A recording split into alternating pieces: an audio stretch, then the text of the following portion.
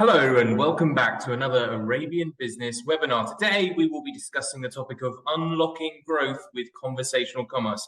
I think it's fair to say that over the last few years, consumer lifestyle and the lifestyles of people all around us have changed dramatically. We now sit at this intersection of conversation, messaging, shopping, and retail, all parts connected together with businesses needing to build communities, staying in touch with customers and offering better service than ever before. Personally, from my side, I think it's absolutely essential for businesses to jump on this bandwagon, but you don't need to hear it from me because today we have a phenomenal speaker with us. I can't believe we actually managed to secure her. Let me just quickly introduce you, Maissa Fatté, the MENA Client Partner for Business Messaging at Meta. Thank you for joining us today. Hi, Matthew. Thank you so much for having me. It's a pleasure to be here. So, Maissa, I think you're here today to give us a complete masterclass in best practices in marketing, customer care, and business messaging. But for the people in the room like me who might be a little bit behind the times, perhaps you could start off by giving us a little bit of context around business messaging and its importance. Yeah, of course, happy to. So we all agree that customers are the absolute priority of any business. But in reality, much of the customer journey was not designed to have people and customers at the center of the experience. So a good question to ask ourselves here is, how many of the customer interactions are happening in the channels where people are every day? And by that, I mean WhatsApp, Instagram, Messenger. Over the years, there's been a huge evolution in the way that consumers and businesses communicate. There are many moments that have completely changed the way people want to communicate with businesses, ranging from the old legacy phone systems, printed catalogs, I'm sure you remember those, to the very old email systems that were quickly transformed into a marketing tool. And lately, a very undesirable spam machine, unfortunately. After that, we started using SMS quite extensively, so much that nowadays very few people actually trust the text messages that they receive on an SMS from a number that they don't know. This was accompanied by an innovation in customer communication technology that has also affected the way we buy and consume goods and services. So put yourself in the shoes of a customer. We all remember a bad experience in customer service, right? The challenge for the business is that customers have increased their expectations for what really qualifies as a positive experience. Anything less, you miss out on opportunities to differentiate your brand and really generate revenue. Why is it so difficult to get information from a business the moment you need it? We know that every company has turned to digital and have invested a lot in omnichannel technologies, including more and more channels to address the customer needs. However, the customer experience is still very frustrating. Phone calls, they often mean long wait times, and it's common to get tossed around between agents and to not get your query resolved. Emails, they mean slower response times or sometimes no response at all. And with businesses' various web chat interfaces, as a customer, you're completely on the business terms. You either have to download a new app or learn a new chat interface that changes from business to business. And if you step away for a few minutes, I'm sure you've had that experience already, the session automatically ends and you have to get back in the line to wait for another agent. Studies have shown that there's a loss of $75 billion in revenue due to poor customer service. So business messaging was already a trend, and of course, the pandemic accelerated it. Consumers have turned to messaging much more, and they started to buy and be served through social networks messaging channels. Best-in-class companies that captured this opportunity had to pivot their mindset from traditional channels and from a process-oriented approach to a customer-centric approach.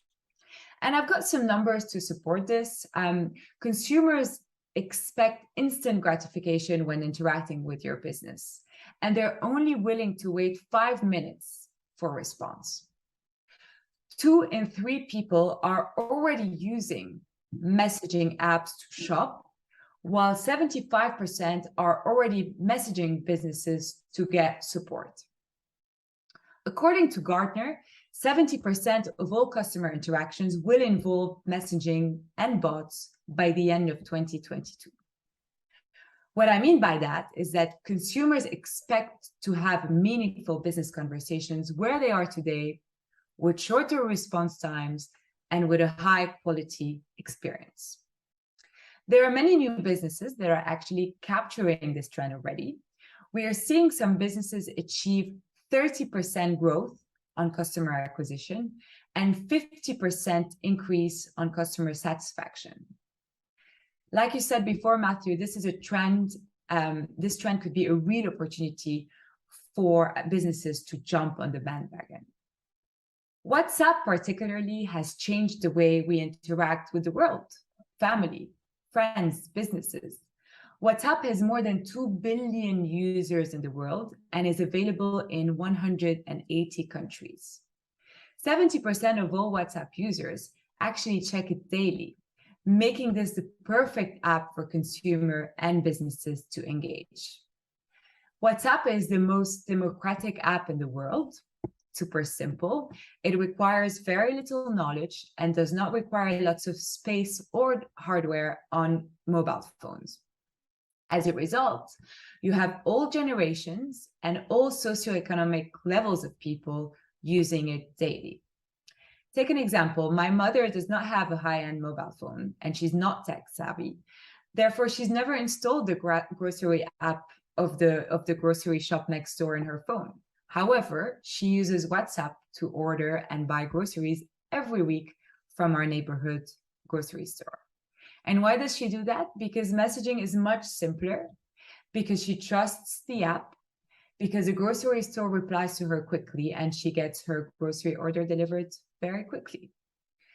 WhatsApp is considered a more personal, trusted, and human channel by our user.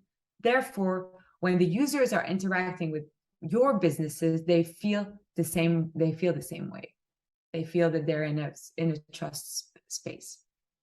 WhatsApp is also considered inclusive because people that don't know how to read or type still use our apps with videos or audio content. Finally, people also trust in WhatsApp because of the quality experience that they get and the service that is extremely reliable. So, I mean, there's some truly stunning numbers you pulled out in the middle of that. I wrote a couple of them down. Poor customer service costing businesses $75 billion. Customers expecting a response within 5 minutes, but then turning to business messaging, seeing massive increases in customer satisfaction rates. Would you say then, in which case, that ignoring the trend of business messaging would be a failure on the part of the business and risks loss in comparison to competitors? Do businesses need to wake up to the opportunities of business messaging? I think absolutely. Like in the next 5 years, we are already starting to see, as I said, many businesses taking on this opportunity. And like I said, consumers are not responding to messages anymore, to text, SMS. They're not responding to emails. And why would you miss an opportunity to actually speak to them on the channels that they are every day and to just have them have all the things they do on a daily basis in that one app? So you could speak to your friends and family in the morning, then track a package that you need to receive during the day on WhatsApp, then place an order with your local grocery store on WhatsApp, order flowers for your friends because it's her birthday on WhatsApp, check the status of your upcoming flight or book a seat upgrade on the same app. And this is super powerful, right? Yes, one app to rule them all, I suppose. Let's color this conversation a little bit though, given the fact that we're both based in the Middle East. Can we pull this into the MENA perspective though, the MENA perspective on business messaging? Where do we stand in the region so far? Yeah, of course. And I come from the Middle East. And to be honest, I'm very lucky to be managing a region where the demand for WhatsApp is huge. I'm currently speaking with e-commerce companies, fashion retailers, airlines, banks, telcos, real estate companies, and you name it. They all want to put WhatsApp at the heart of their customer journeys. The UAE and KSA particularly are ahead of the pack, but there is an increased interest from other countries like Qatar, for example. With the upcoming FIFA World Cup happening in November, a lot of businesses actually want to activate WhatsApp to tap into these fans that are coming into the country, to do lead generation, to increase revenue, but also to increase customer satisfaction amongst their existing customers. We're also seeing Iraq and Egypt jump into the bandwagon, and some countries in North Africa as well, such as Morocco. There's a big opportunity here for companies to deploy WhatsApp before their competitors in order to drive efficiencies, increase customer satisfaction, and acquire new customers. And just to give you a couple of numbers, so in the UAE, there's around 13 million people who have access to WhatsApp monthly. And in KSA, Kingdom of Saudi Arabia, there's 28 million people who have access to WhatsApp monthly. So these are big numbers. And it is by far, there's been a recent report that was released that shows that WhatsApp is by far the #1 app of choice in the region. So it's a very exciting space to be in, and very exciting region for business messaging. So this might seem a silly question, but WhatsApp was obviously originally designed as a messaging tool, right? In between friends, family, etc. And we're sat here talking about business messaging. At what speed have you seen businesses in the region adapt to that trend? How quickly have they managed to get on the trend of business messaging? It really depends on the industries, I would say. So as you know, you always have more traditional industries that are a little bit more risk averse and that kind of like want to see the others succeeding before they jump on the train. But digital natives, e-commerce companies, companies that really care a lot about innovation, about customer satisfaction, have actually started, with a small proof of concept, and then have expanded from there. As we'll see later, there's many different use cases to business messaging. And it's just like any new product, right? You always have their like first movers who are more nimble, more agile, who jump, who want to do the jump much more quickly. And then you have others who kind of like wait to see results, who are a little bit more scared or risk averse. But honestly, it's the channel of choice now. And I feel that any company, regardless of the business that they're in, would be remiss not to at least try it on a controlled part of their customers. Thank you for that. So let's bring a little bit of specificity here. I want to understand the ways in which businesses can actually use WhatsApp. What is the business use case beyond the general conversation of keeping communication lines open with customers? Yeah, of course. So the use cases we have seen are endless, and they vary from one industry to another. But that said, we can see three clear categories generally. The first one is customer support, customer care. Second one is marketing. And the third one is conversational commerce. And I'm going to expand a little bit on each. So if we start by the first one, customer care or customer support, those are typically user-generated conversations. Think about any customer service type question that customers might have.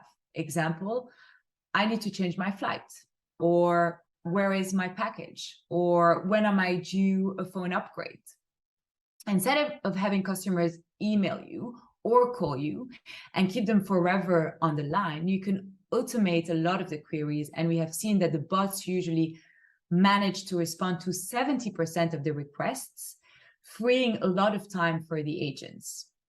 The requests that are not sorted with automation will be put in a queue for a live agent to deal with. One thing that I love about that is that actually one agent can end up working on many cases at the same time, just like you can have different conversations on WhatsApp with different friends, instead of being on the line with one customer. So it drives a lot of efficiency. I'm going to give you a case in point here. So Modanisa, it's one of the leading online fashion retailer that meets the modest woman's desire for chic, modern day clothing, that has a selection of over 500 brands. They're based in Turkey, and you will actually hear from them later in the session. They developed a bot for customer support. They called it Maissa. Balancing 10 conversations at once, Maissa uses the scalability of WhatsApp to get more customers out of the queue and back into their lives. In the 1.5 years that they've implemented WhatsApp and that chatbot, more than 50% of all customer engagements now come through WhatsApp. They fully resolve 70% of customer queries through WhatsApp without needing to escalate further to a human agent or to open a ticket. And in less than 2 years, they have seen a 36% cost saving in operating their call center, which is huge. With those resources freed up, they can now focus more on the quality of their customer experience, which I think is quite incredible. So, sorry. No, I was going to say, so really a lot of that sounds to me like it's tremendous gains in efficiency, freeing up time for workers so that they can work more efficiently, and ultimately it ends up with customers served better. Would that be an accurate description? Yeah, so we see higher NPS scores, higher customer satisfaction, lower cost of running your call center, and then as you just mentioned, you free up resources to actually focus on the quality of the customer experience, to do other jobs that are maybe less manual. Like, think about how many people daily ask the same question of where is my package? There is no need to speak with an agent or wait half an hour on a phone call to get that answered, when you can message a WhatsApp number, share your tracking number, and just get a chatbot to respond to you. That's like 70% of the queries that a logistic company gets, for example. Then they can focus their time on more complicated queries and on quality of service. This does sound fantastic, but I have to say, if you could explain for myself and everyone listening, I'm hearing all of this wonderful news about how I'm going to make efficiency gains, but how do I actually get started? How do I begin implementing business messaging in my own business? Yeah, so I'll come to this in a second, Matthew. I wanted to also cover, so customer support is the first kind of like use case. I really am super excited about marketing and conversational commerce. There's more. The other two use cases, yes. So I want to cover these, and then I'll tell everyone how to get started. So let's go to marketing. This is a use case that is actually becoming increasingly popular. So it really all started with customer support, customer care, but marketing has become a more and more used use case within WhatsApp. And as a business, when you send promotional notifications to your customer, you do that with traditional methods, right? We've said it before, you use SMS, emails. But the open and read rate for these is extremely low, less than 10%. And customers see this as spam or simply do not check it. But customers are on WhatsApp all day long, talking to family and friends. So how great would it be if they can also receive offers and notification on that same app? Of course, we recommend that businesses get opt-ins from their customers ahead of sending messages, and we can help with best practices on how to best do that. But the open rate on WhatsApp is just so much higher. It's around 80%. A great case study here is actually a client in the Middle East. It's Sixth Street. Sixth Street is an e-commerce platform based in Dubai that sells footwear in 6 Middle Eastern countries. It's part of the Apparel Group, a retail conglomerate with more than 1,800 stores and almost 80 brands.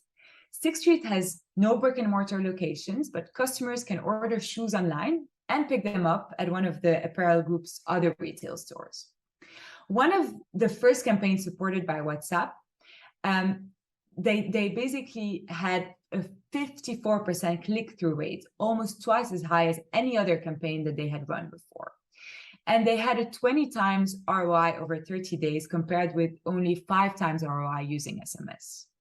By starting conversations with different messages to different customers at different time, rather than sending the same message to everyone, communication is now a lot more personalized. Their customers noticed and appreciate the difference. They're getting at least 4 times more revenue from WhatsApp with the same marketing spend. Built-in intelligence in the conversations have increased their effectiveness. For instance, many conversations include quizzes and coupons. The quizzes are designed to be fun, of course, but they also help increase brand awareness by letting customers know that Sixth Street is the only e-commerce retailer in the Middle East that offers a 100-day return policy. Now it takes me to our last use case, which is around conversational commerce. And this is what is the one that I find the most exciting, because as a business, why not convert your customers on WhatsApp directly? You can send your customers catalog links, put them in touch with a sales representative through WhatsApp, help them make their choice, send them links to payments even, which are actually done outside of WhatsApp, but then bring them back to WhatsApp for confirmation of purchase and, to share with them the purchase tracking number or to bring them into a loyalty program. As a really great story here, back to the Modanisa Turkish retailer, which I mentioned earlier. After seeing the success with their customer service bot, they wanted to give their customers on the go the convenience of quick 24/7 shopping, so they developed an e-commerce chatbot. They integrated more than 10 distinct web services into WhatsApp, including an image recognition feature that invites a customer to send a picture of the evening abaya they like and matches it exactly to the Modanisa catalog. I find this quite amazing. So whether a customer clicks through WhatsApp on the Modanisa site or through an ad on Facebook, they automatically open a WhatsApp conversation. The e-commerce chatbot can instantly create new customer profiles or pull up existing profiles, including your shipping address, your phone number, your credit card details into the digital wallet. Customers who don't want to use their credit cards can opt in for payment upon delivery. And as they wait for their apparel to arrive, they can track their purchases, of course, on the bot as well. So this is, in summary, the three key use cases that we have seen with examples and points. Just to pull out, because I know we said we were going to turn back here to getting started, but just to pull out for a second here, this topic of conversational commerce, I think it's quite interesting to talk about as well from a brand perspective, because it sounds like the kind of conversations you're talking about, if I want to go purchase a product, I'll be having a conversation with a brand. How does that build into a business trying to build its own brand and differentiate itself compared to historic ways of communicating with customers? Yeah, so that goes back to like some of the stats that I've shared before. And actually, customers are a lot more likely to communicate with you as a brand or as a business if they know that you have business messaging. And it's just so much easier. Like, I'll give you an example. Air France, which is one of the airlines that is on business messaging. Since my friends know that I work in business messaging, they keep telling me, oh my God, I've had the best experience with Air France. I hadn't have, like in the past, I would have to wait online forever to get, my ticket change. And now I just did it by speaking to a bot, and it was so easy. It was done super quickly. And I see, my view of this brand is so much better now. So I think, you can tell from your friends who have used business messaging already, or from your own experiences, how your perception of the brand changes and becomes so much better when you can message them. And brands know that, or at least they're understanding that this is a trend that they need to basically pay attention to. All right, so let's turn ourselves back a minute here. So if you could please give us an idea of the way in which a business could get started with business messaging. How can I begin implementing some of these ideas? Yeah, of course. So we work with an ecosystem of business solution providers, BSPs for short, who have a presence in the region, in the MENA region, and they have extensive experience with setting up the business WhatsApp API for different businesses of all sizes and industries. I've mentioned a couple in my examples today, but there's many more. The first step would be to connect with myself and with the business messaging meta team, so we can better understand the customer journey of your business, brainstorm on the use cases, and then introduce you to the most relevant BSPs for you, so to help you kick off. And of course, we'll be accompanying you along the way.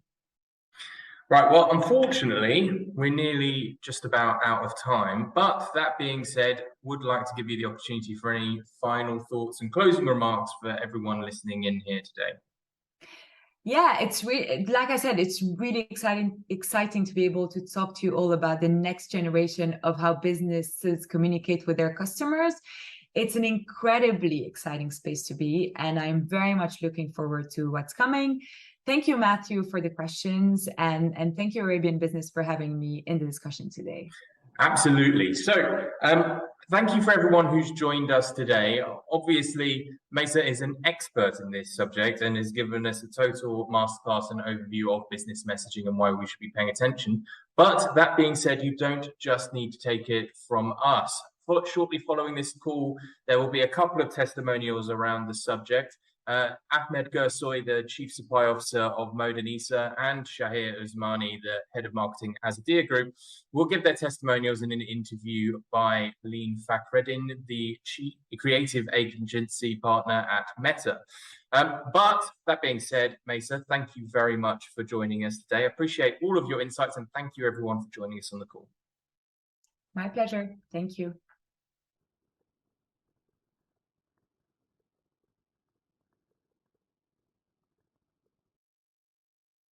Hi, everyone. You've heard from my colleagues about how the continued growth in business messaging users combined with new features from Messenger, Instagram, and WhatsApp are opening up improved opportunities for brands to reach their audience.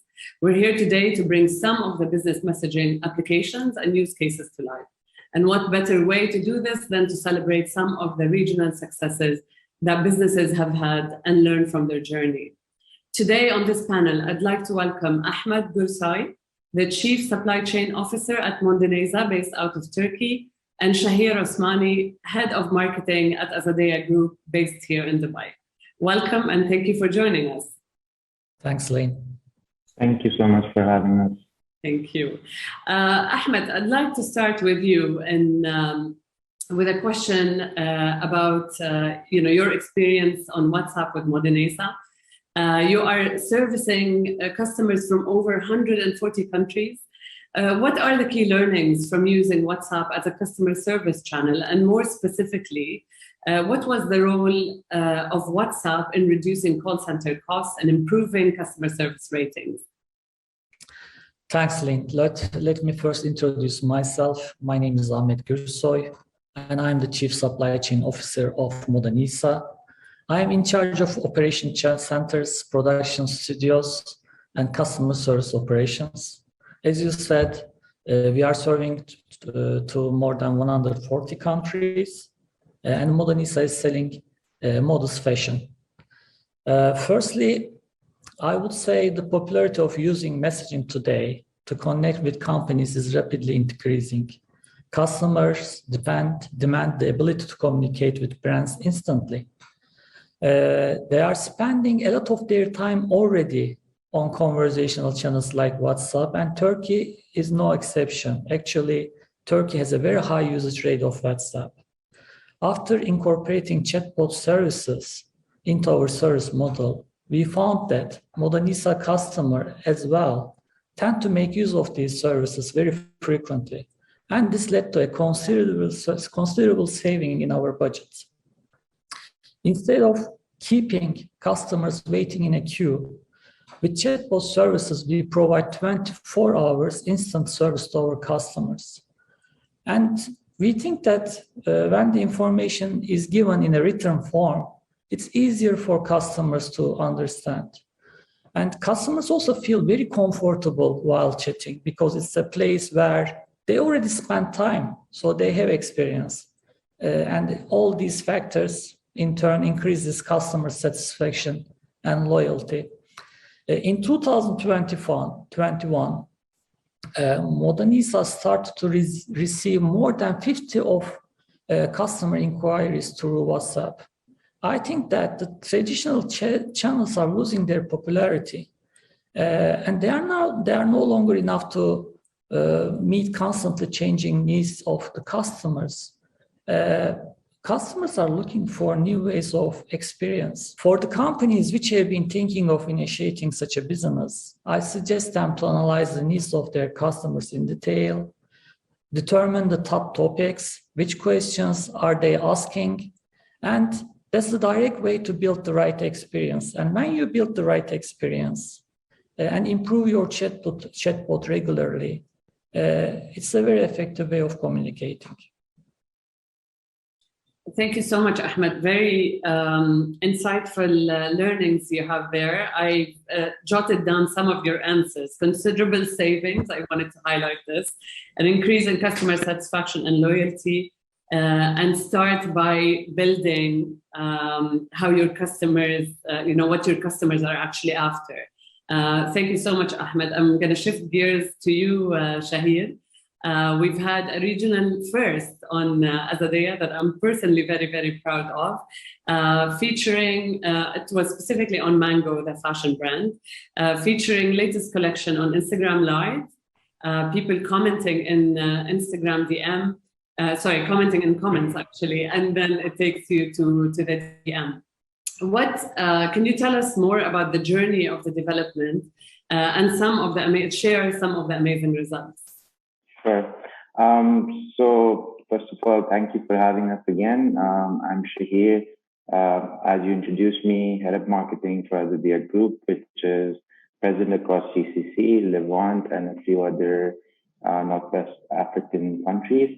And they have a range of brands from Inditex brands like Zara Home, Massimo, to other brands like Mango, Misguided, and this test was specifically done for Mango. So one of the visions that we had was going really big with Instagram Live this year, because it's an upcoming trend and we really wanted to jump on board with it. But then the other thing that we thought about was, if we are taking it so seriously, if we're going to be doing an Instagram Live every couple of weeks, every week, why not also make it a sales channel for us? Why not let customers buy the products that they are watching on these Instagram Lives? And that's where we kind of had a collaboration with your team. One thing I want to highlight is that it wasn't at all technically difficult. Yes, there were some challenges, but most were taken care of very easily with a few discussions between our team, the team, and we also had a partner that was supporting with this entire journey. So once this entire setup was done, essentially what was happening was the stylist was talking about the different products that are available, and the customers were able to immediately DM us and say that we like this product, can we buy it? And they were able to make a purchase directly. So that I think is the future, and that's why it was so exciting for us to just start doing from now, because I do think in the future everyone will be jumping on this bandwagon. And the results speak for themselves. So prior to the test, we did some understanding on what was the uplift in terms of brand awareness. Anyone that was part of this experience saw a 10% uplift in brand awareness. Anyone that was part of this experience had a 34% higher purchase ratio. So all of those metrics were pretty promising. And again, it's something we want to do again and again. And hopefully in the future, we'll have a lot more results to share with you on this. I was going to ask you, Shaheer, if the learning from this experience actually helps feed into your plans for business messaging, specifically in light of the fact that you are already selling on apps and website. So do you think it's important to have like an omni-channel approach, especially as it relates to commerce and conversational commerce? 100%. So I mean, we currently are in the process. We didn't really have a studio of our own. We're in the process of setting up a studio. We have aligned on doing Insta Lives from the stores. So as an example, one of my favorite brands, Decathlon, which is also part of Azadea Group, it's a sports brand, pretty big. I've been asking questions with the store team, like what are the biggest kind of challenges or questions do you get from the customers when they walk into a store? And that's usually been like, what is the best bike for me? What size of bike should I buy for my kids, for myself, for my wife? So it's realizing that if customers are asking those questions in the stores, why can't you help them answer the same questions online, make it easier for them to be able to answer these questions? And that's truly omni-channel, right? So definitely our entire strategy is shifting. We are hiring people and setting processes here that are able to then deliver on that promise of being able to do a lot of Instagram Lives. Not just Instagram Lives, but it's more about shifting towards conversational commerce, and that definitely will be the future. Shaheer, staying with you, you said shifting towards conversational commerce. because that's where consumers are. You obviously want to cater to where the demand is. I personally bought my rower on WhatsApp, so I can attest to an experience for decathlon. What other trends are you seeing, Shaheer, as it relates to consumers specifically? Like, we understand, I think we've established that the engagement preferences are changing, and people continue to shift, especially after the pandemic, and it will stay. Continue to shift to digital first, messaging based interactions. So what other trends are you seeing as it relates to consumers and how they like to shop? If you can shed some light on that. Of course. So I think one of the biggest trends that is up and coming, and which is exactly what we're talking about, conversational commerce. I think what advertisers will now start doing is pushing ads towards that. So rather than running an ad, driving people to the website, I think businesses will start changing that, running an ad, driving customers to an Instagram direct, and test whether you're able to drive a higher conversion rate with that. I think the other trend, which I've also personally seen in my business, in our business at least, is also integration of different conversational channels. So within our CRM campaigns, we now have all the different channels integrated, like WhatsApp, for instance, along with SMS and email. And the conversion rate uplift has been dramatic. So we've been able to see almost a 50% increase in conversion rate when you have WhatsApp integrated in your abandoned cart flows versus when you don't. So that's, again, a huge, I think, uplift in business that you can get if you are able to track those channels, which a lot of businesses are not on right now. And I do think this is, again, going to be the future. So those are... Sorry, Shaheer, traditionally you would have sent an email, right? And Ahmed mentioned at the beginning that, we're looking at that basically a disruption of the traditional channels, which are, email is one of them, and phone is obviously another way of a person or a customer typically reaching the brand. Very, very interesting. Thank you, Shaheer. Ahmed, back to you. You started your journey predominantly with a customer care use case. And I think, some of it was order returns, some, lelocation identification, and then moved into actually selling on WhatsApp, leveraging conversational commerce.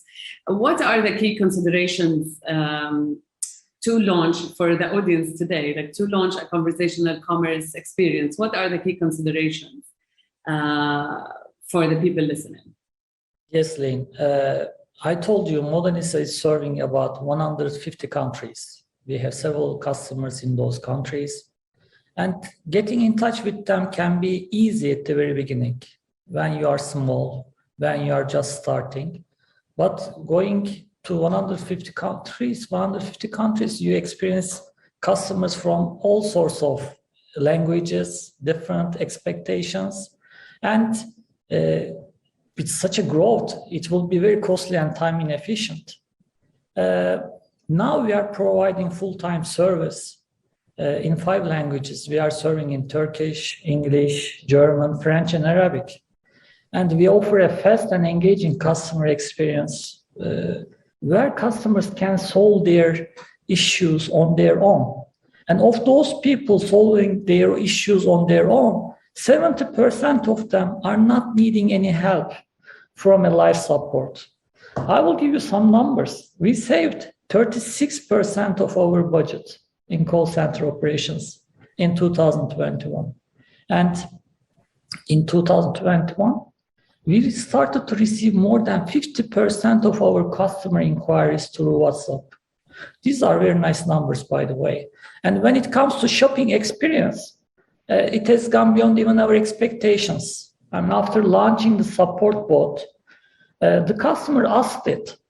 When they came there for support, they asked also to shop. And it has been one of the top questions that they have been asking. That's the reason why we started to do this. And with the conversational shopping experience, right now, of all the sales in Turkey, 3% of all sales is coming from WhatsApp. It has been in just 4 or 5 months. Wow. And 10% of customers browsing, they are buying.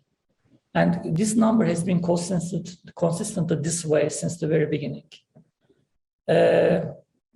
It's like the strawberry at the top of the cake. Yeah, the cherry on top, absolutely. On the top of the cake. I love, Ahmed, what you said about putting customer needs at the heart and core of the implementation and development process. You're very consumer-centric with the way you've looked at it, and the way you've also optimized it and built new features into the channel. So congratulations on that. I would love to close with Ahmed and then Shaheer. If you can share, please, few recommendations from your side to the people who are listening. They're convinced, but they need that little extra push to start their journey on business messaging. So your final words, please, Ahmed and then Shaheer. Okay, Lynn. I think the traditional way of customer service falls short of the expectations of our customers now, especially the new age customers. Most of the people no longer care whether they are interacting with a human or an AI-based chatbot anymore. What they value is the experience. And the business messaging is there to deliver a different and successful experience at their shopping journey. For companies like Modanisa, with such a complexity level, I think chatbots are time efficient, profitable, and cost-effective way of answering our customers' questions. One final thing I would like to say is the customer is already there. They are already spending time in conversational channels like WhatsApp. And such platforms can be a powerful way to connect with our shoppers. It has been that way for us. And we need to be careful about it. It's not only millennials. Everyone shopping, including baby boomers, are there. So there's a lot to win from this experience, I believe. Absolutely, Shaheer.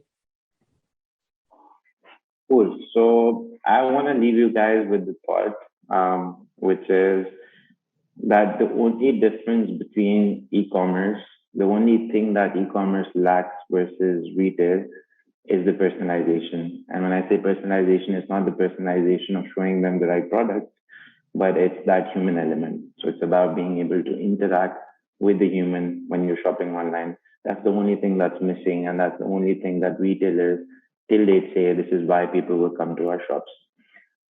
With conversational commerce, what will happen is you will basically take care of this only thing that is missing.